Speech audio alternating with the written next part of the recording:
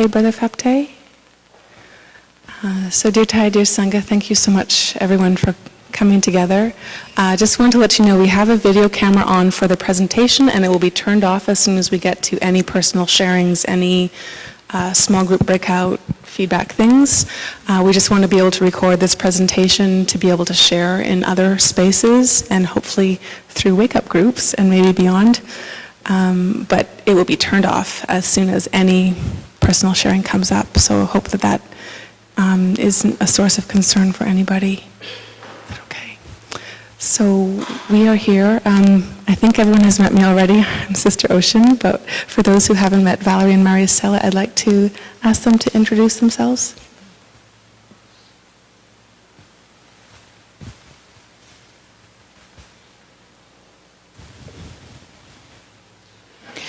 Dear beloved teacher, dear friends, my name is Valerie Brown, and I am a friend of Blue Cliff.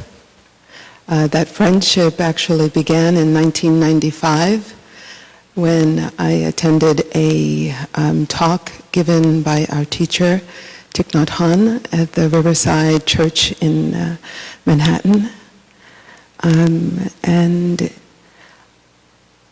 in 2003, I became a member of the Order of Interbeing, the part of the Fourfold community here.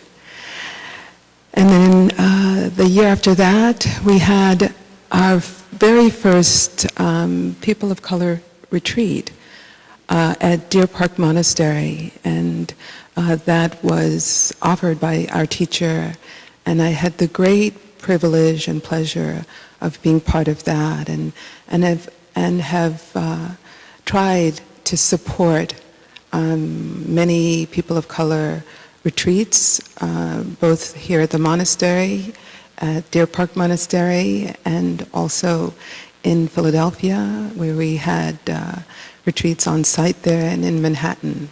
You can only imagine practicing walking meditation in Midtown Manhattan, but that's what we did. So it's a great pleasure to be here. I appreciate your welcoming me into this space that has been set so beautifully by your sitting, your speaking, your listening, the way, everything that you've done to prepare this space for us. So thank you.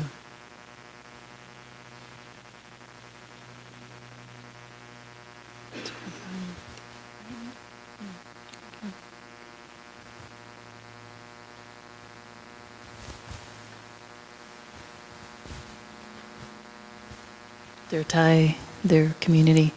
My name is Maricela Gomez, and I was walking down the street and the van drove by, picked me up, and here I am.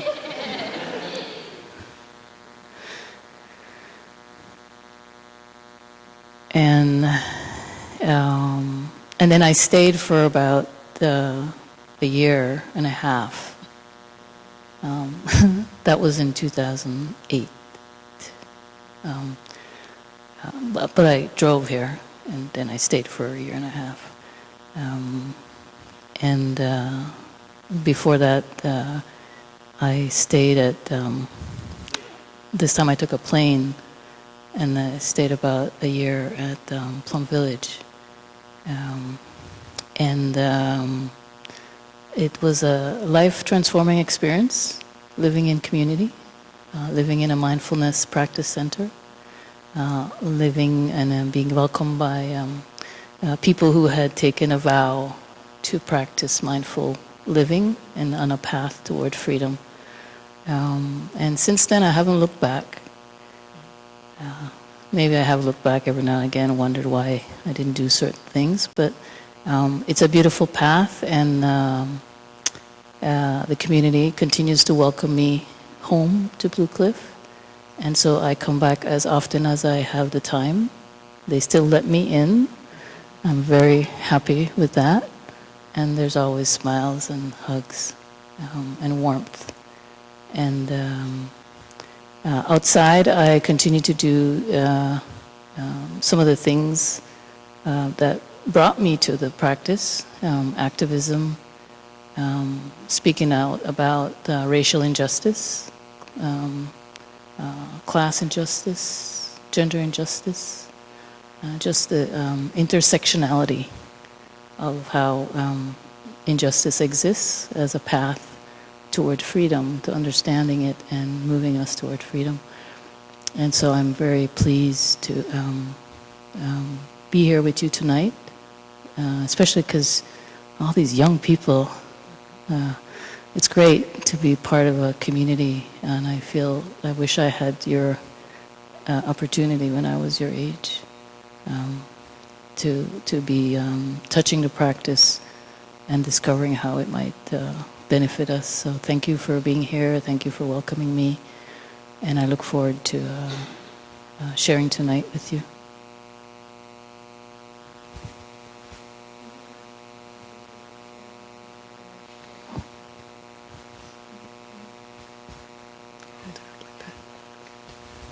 So we are blessed to, we have a PowerPoint slideshow, but we're going to just talk through some definitions so that we can get a common language to continue in this evening. So I'm going to pass the mic back to Maricela. Yeah. So, yes, please. Yeah. So we thought it might be best and more easy to just look at some words because people are more visual, as well as share some of the language. In talking about race, racism, racial injustice, racial justice, racial equity, it's always good as a collective, as we do this work together, to have a common language. So when we use the words, we at least know what each other are thinking or meaning. It's different. So that's the reason for the language. It's an opportunity. It's like a new vocabulary around race and race equity. So you don't have to agree with this. It's just so you understand what the language is that we're using. Yeah. And if you would like a copy of these definitions, we can have that for you after, and we'll together. Yeah. Thank you. Yeah. So some of the basic ones, the distinction around prejudice and discrimination. So prejudice can be positive or negative. The thing about prejudice is that it's an attitude, right? It's an attitude toward a person or a group, often formed without knowledge or inaccurate knowledge. So the last line of that is key, is an attitude. Discrimination, this is a behavior, this is a treatment, unequal treatment of people based on their race. In the case we're looking at race, but it could be unequal treatment of a person based on their gender, their sexual orientation, their language, their place of birth. But it's a behavior. Unlike prejudice, it's an attitude or belief. Discrimination is actually an act. And then we have racism. So with racism in the U.S., we describe it as a racial prejudice with discrimination, right? Because you have the attitude and then you have the action, the behavior. And it's supported by power. Right? So it has, what that means is it has an outcome. It's not just thrown out there and it has no outcome, but it has an outcome because there's power that's substantiating it.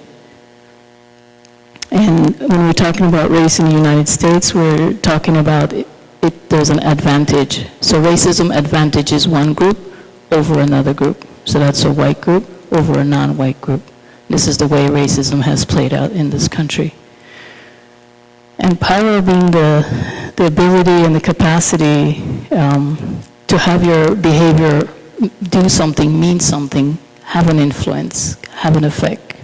It's not anything that doesn't have an effect.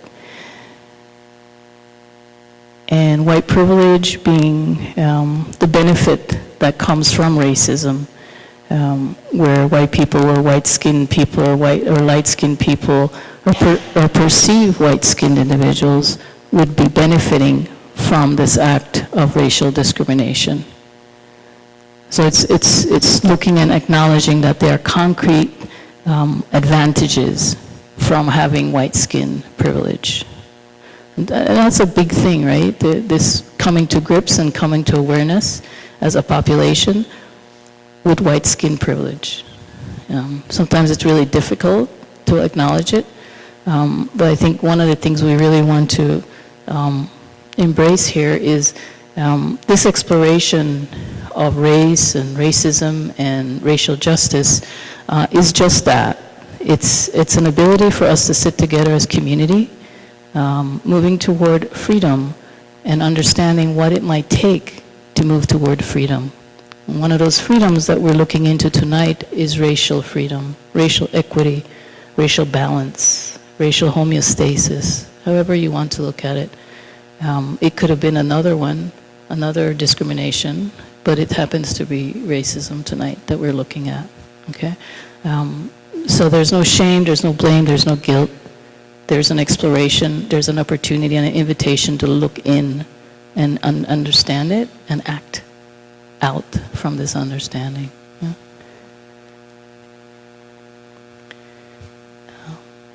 I feel like I'm doing all the talking here. Do y'all sense that? Yeah.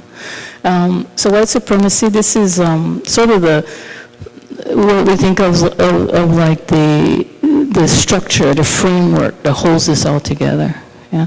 It's the belief that white culture, which means the attitudes, the behaviors, the standards, the histories, the values, that this is superior to any other culture. And just how that plays out, how we adopt it into society. It's not only adopted by the white-skinned individuals, it's adopted by everyone. That's why it's called white supremacy, because it's considered the supreme, superior set of culture and beliefs that we should adhere to. And then there's color blindness. This is this sort of practice often where we want to ignore the color of people's skin or their race or their ethnicity.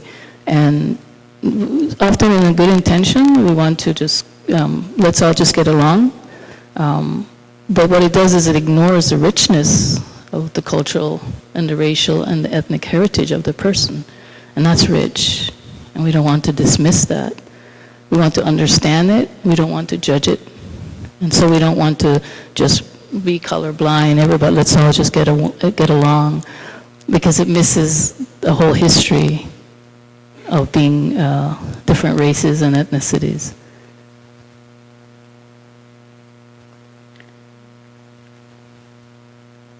I feel maybe someone else wanted to share. Oh, that's right. Oh my gosh, thank you, sister. Could everyone just jump in with examples?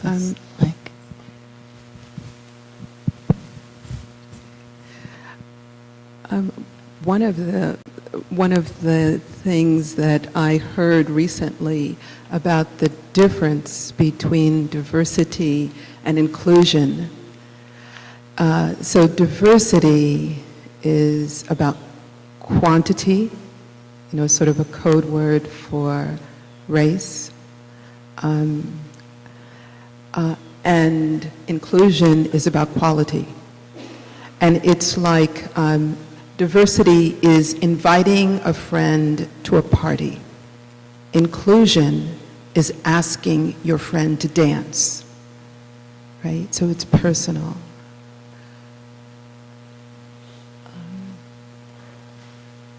What else would you say, Marisol? I would also add that that inclusion gets at the power piece. Inclusion means that the person is not just invited to the place at the table, but they have decision in that place at the table. So we've done a lot of the diversity, and we've included people into spaces, but often they don't have decision-making ability and power.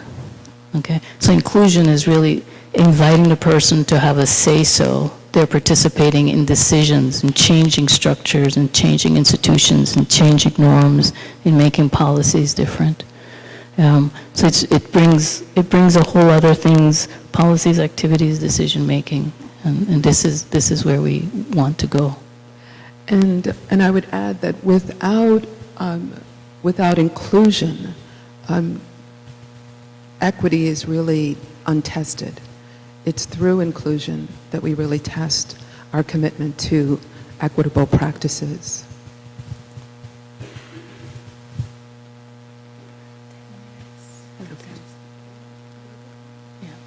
And I want to add one thing around equity and equality. So equity and equality, what's the difference, right? So equality is everybody gets an equal share, right? Half-half. Equity is everyone gets what's needed. Yeah. So it changes the game, right?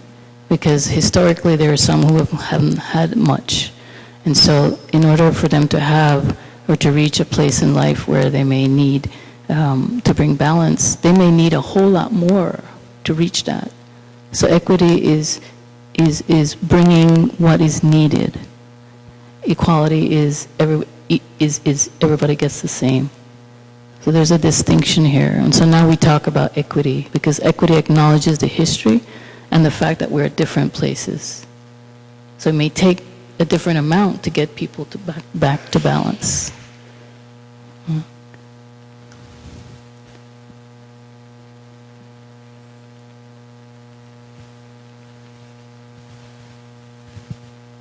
Dear Dai, dear Sangha, I find implicit bias is a really important term to get into this conversation.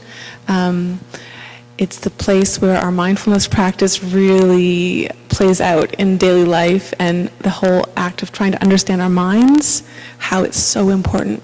There's more and more science and research showing how very clear it is that people, no matter how wonderful their intentional, conscious thought is, that's about 5% of what's going on. The other 95% is making patterns from what we've received from our environment.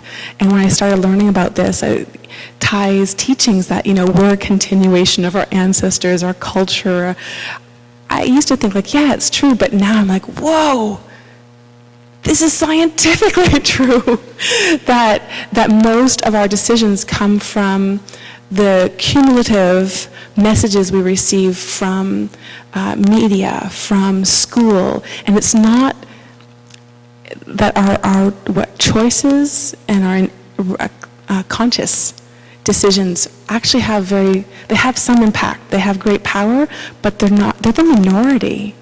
And when I understand this, it helps me so much to go, oh, well, this is why, I say I want to eat well, but then you put a plate of brownies in front of me and I eat a whole plate, because there's other parts of my brain in charge. And police officers who have very good intentions, but in the heat of the moment, will shoot at a black person faster than they'll shoot at a white person, because they have seen images of criminals as black people their whole lives. It's on the news. It humanizes the reality of our society, I find, and the science is fascinating. And mindfulness, well, I guess this is the next part, but learning to be aware of our minds and these snap decisions, you can't really see them unless you start looking into your mind and slowing things down. But once you do, you have some control and capacity to change things that otherwise seemed impossible to change. So I find the science exciting, because otherwise it's like, why are things so messed up? And this science is a big piece, so that's just my personal excitement about implicit bias. I don't know if I gave a definition. I would add, my background is as an attorney and a lobbyist, and so I don't want to get legalistic here, don't worry. But I think it's important to note that contemporary racism in the United States is really implicit, right? That we had a very long history of explicit, legalized racism in which black people in particular, but people of color, were prohibited from places of public accommodation, from hospitals, from buses, from schools, from housing. This was legalized and institutionalized by the United States Supreme Court. It was the law of this land for decades and decades and decades. But contemporary racism is implicit. It is really unintentional, often, and unconscious. And so, as Sister is saying, part of our work is, one, to recognize the legacy that we all have, that we have inherited, but also to root out these unconscious assumptions, to look at them, to question them.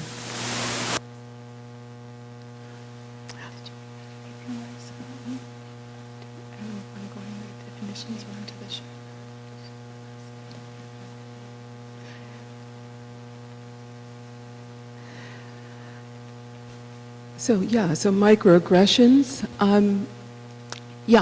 this is for people of color, everyday, commonplace, intentional and sometimes unintentional slights. They're like getting paper cuts all day long that are racial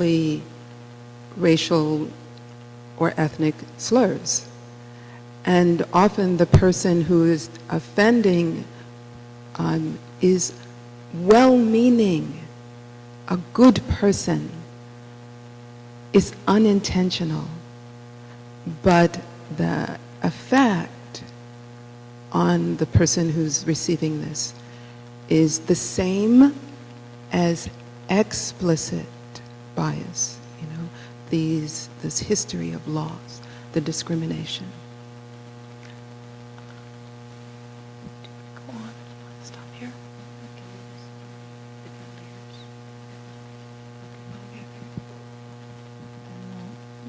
So we don't have a lot of time, but I think something important is to get a understanding of the levels of racism, the way racism actually plays out in society.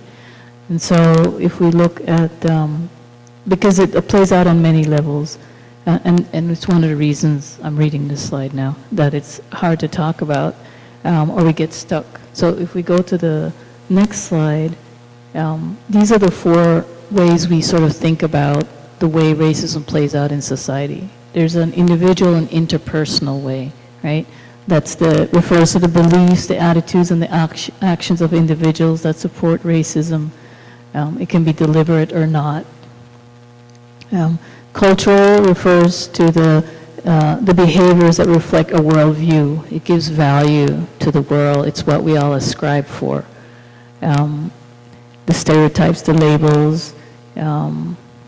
The institutional refers specifically to the ways in which the institutions, the policies, practices create different outcomes for different racial groups. Some of what Valerie was just sharing. It does not have to mention a racial group, but just the way that the policy is in place will result in one group benefiting and one group not. And structural includes the aspect of our history and culture that have allowed privilege associated with whiteness and the disadvantage of color to continue on. It basically helps you understand what the structures are today. So if we just flip through the next slides very quickly, here's an example of individual. I'm entitled to a white person expecting special treatment. A person of color feeling not as important as someone else who's not of color. On the next slide. Interpersonal, crossing the street to avoid a black person or a brown person because of some implicit fear. When someone throws away a resume because it comes from a historically black college or university, this person, the employer doesn't even think twice. It means that they're inferior. Because who goes to an HBCU? A black person, although now there are white people going to HBCU. Telling racist joke, Next one. The cultural norm, that's something that everyone aspires to. So always a big example is the Barbie figure, because it has a lot of the features of what America, and not just America, but worldwide, aspire: light skin, narrow nose, small lips, small figure, all these things.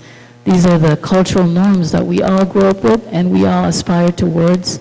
We live our lives trying to become, that's the norm that we think is where we should go. In the institutional, again, this is all the places that make up that the policies and the practices play out in.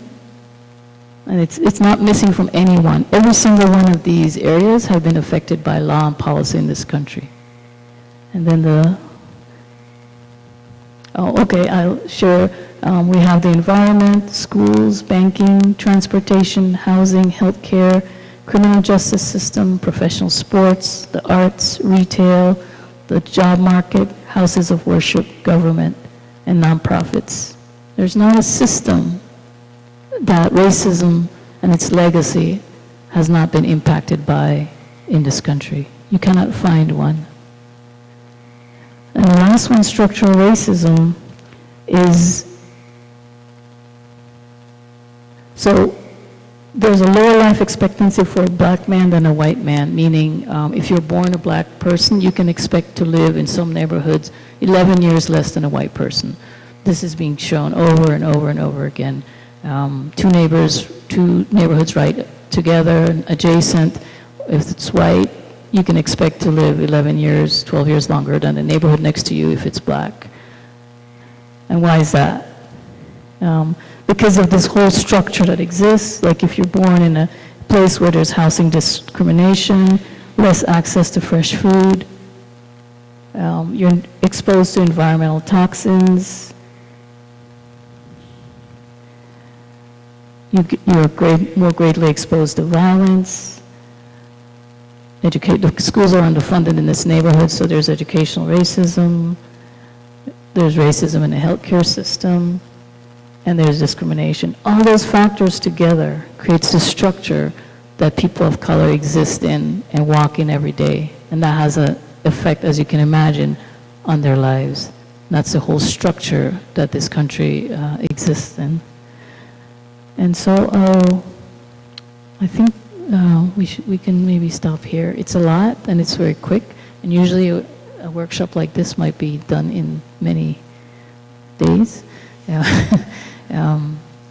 So it's just a bit. And I'd like to acknowledge Baltimore Racial Justice Action for their generosity in sharing the slides in Baltimore. Thank you for listening. So let's take a moment to continue breathing, because we're already breathing, but maybe to be aware of our breathing. I'm going to invite a sound of the bell and just see what is present in you. Maybe this information is new, maybe it's your life and you've known it for a long time.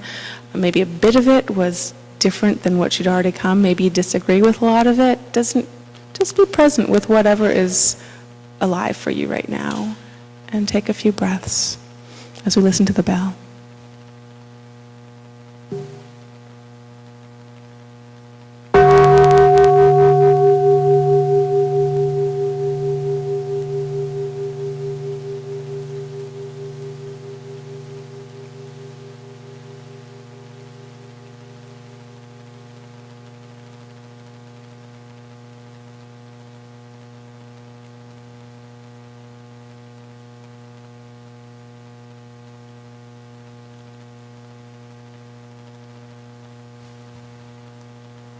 This time we had thought we would share a bit personally about the connection of a mindfulness practice and racial justice practice. It's already 8:45, so we'll just share a little bit. And then we're going to have a breakout group and then our closing meditation.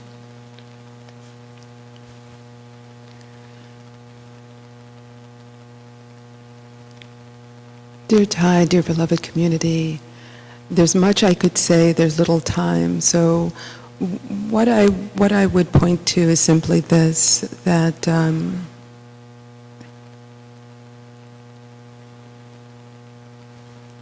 For me, a huge opening was recognizing how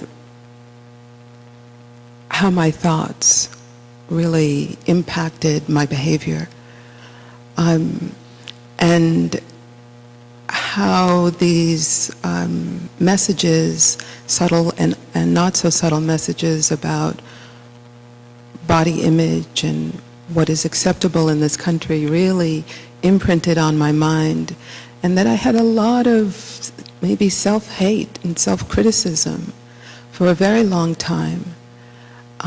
Very critical of how I look, very critical of my hair, for example. Always straightening my hair because I wanted to fit in. I wanted to be like everybody else. And a very liberating moment came for me when I started questioning, why do I need to do that? It sounds like a narcissistic, a little thing perhaps, but for me it was like a door opening, because it was liberating me from a very deep inner critic. And so it was through the practice of being aware of how my thoughts were really impacting me, how the legacy that I knew about as a lawyer that I actually lived through really impacted me. And then slowly, slowly, slowly developing a sense of self-compassion and understanding and acceptance of myself. And I am still on that path, and I'm very grateful to have this community to be a partner on that path. So thank you so much for listening.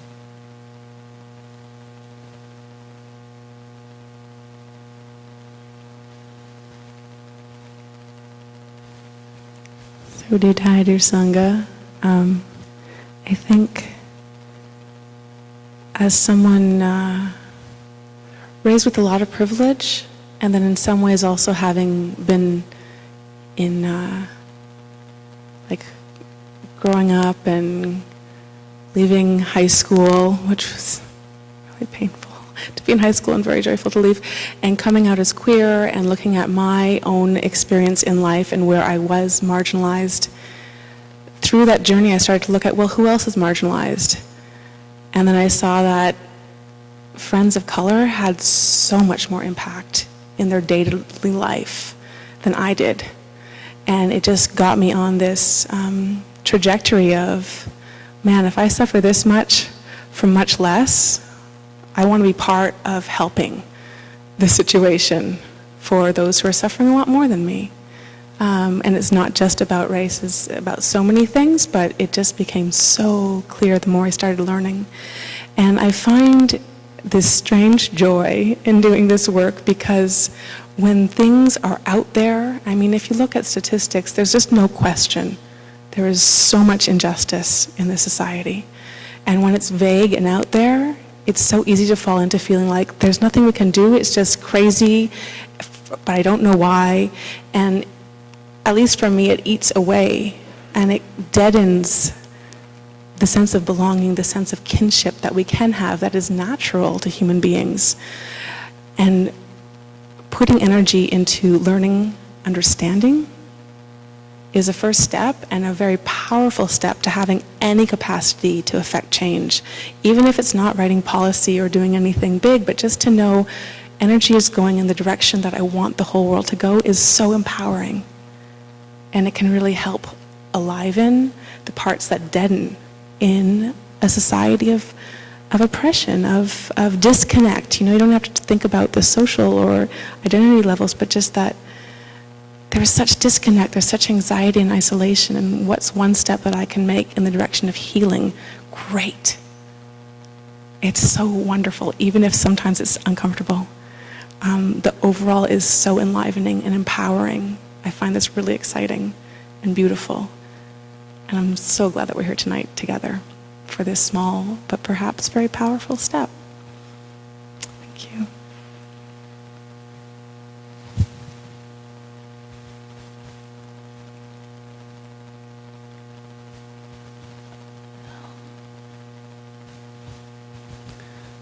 Dear beloved community, I think for me mindfulness is three things.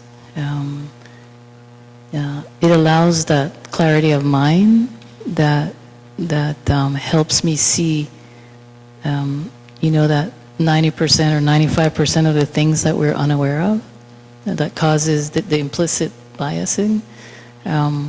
Mindfulness allows you to slowly access that. And wouldn't it be cool to see what's going on before you do it? So mindfulness does that for me. The second thing is that there's an ethic.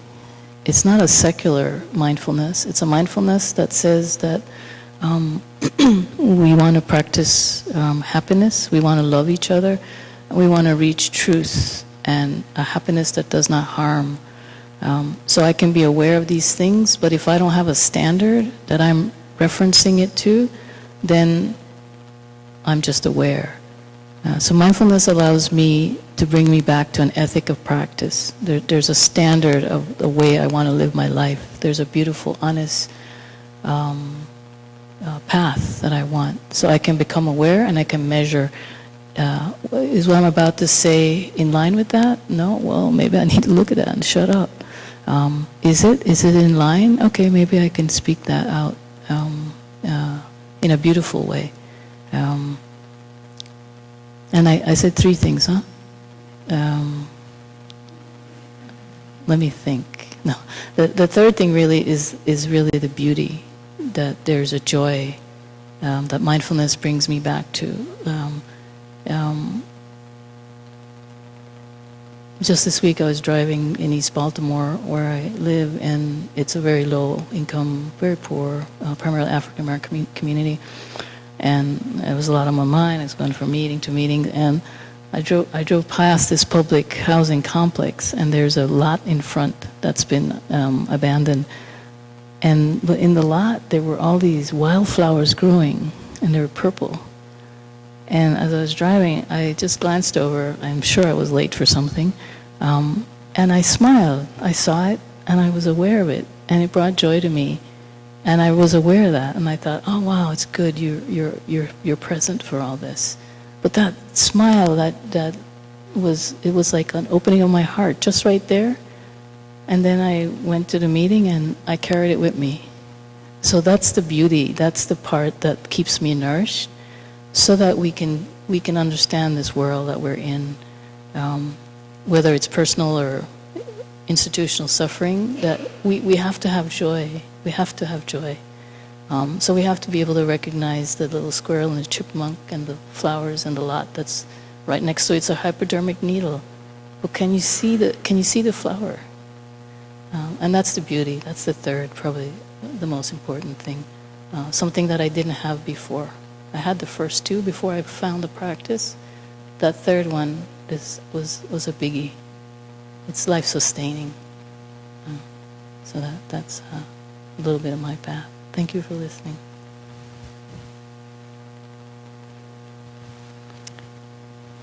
Yeah. So now we'd like to invite, Now we'd like to invite some breakouts, and to share in groups of 5, and 5, yeah. Groups of